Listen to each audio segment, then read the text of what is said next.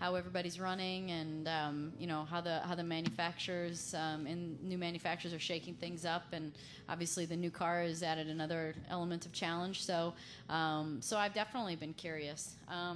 I think that the on-track activity is going to keep me pretty busy this weekend, but then again, Sunday I'll be able to watch, and I'm sure I will be as well. What's going to be tough, because you got the Cup race, you got the IndyCar race, and you've got basketball, I guess. So my husband's got into the basketball, and so anyway, there's going to be a lot of TVs running with a lot of channels, but luckily we have a lot of TVs. So I'll be paying attention, and obviously I'll have a fellow GoDaddy car to cheer for. All right, we'll go to Bill. Danica, Bill Kim, NASCAR.com. Amanda brought up the 12th in the standings in the Nationwide Series, and understanding is kind of important as the Cup Series one, specifically the owner standings and the top 35 rule that goes into effect after this week.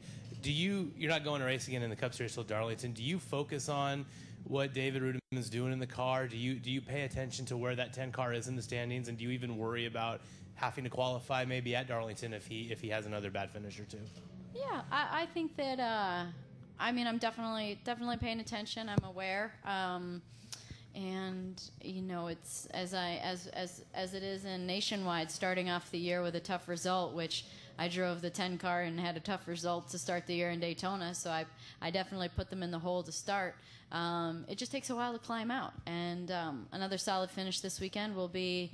We'll hopefully put them on the right path. But either way, it's going to be fine. It's all about learning, and if we have to qualify, we do. But I have faith that I'm sure that things will work out. And David's a good driver, and Tommy Baldwin has help from Stuart Haas, so I'm sure everything will work out.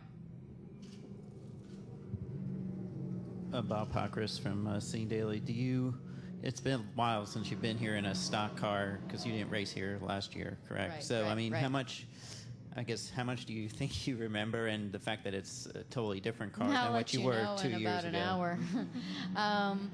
But, I do think that there's a little rust to knock off when it's been a couple of years, it's been 2 years, I guess, then since I was here. Is that right? 2 years or a year and a half? Wasn't it a fall race? You ran in the spring and the fall. Right. Yeah. Why is there not a fall race anymore? Is there only one now? Did that change in the meet? Oh, gosh. Okay. That's what I thought. I'm like, I swore I did it twice in a year. So a year and a half. But, we went testing in Orlando earlier this year, and I hadn't been there for, again, kind of like a year and a half to 2 years. So, all of a sudden, you do have to refamiliarize yourself a little bit. And so I think in this situation, I feel like I've learned the cars to the point where I can get up to speed quicker than what I used to, and understanding the mechanics of the car has helped me to be more confident going out there in certain techniques that I can use as a driver to ensure that it's not ensure, but hopefully not going to swap ends on me. So I've learned that over the last couple of years. But I'm also a little bit smarter to know that we shouldn't chase the car to start with, and that what I should do is if we're not up to speed, work on me a little bit, and then get on with it, because we're going to be starting with a setup on the car that was good for me here before.